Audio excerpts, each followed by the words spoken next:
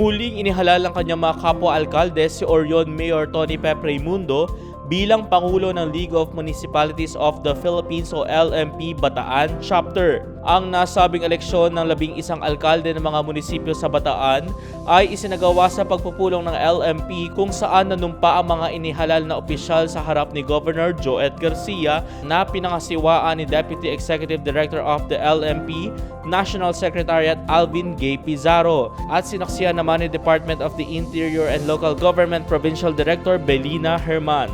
So congratulations po sa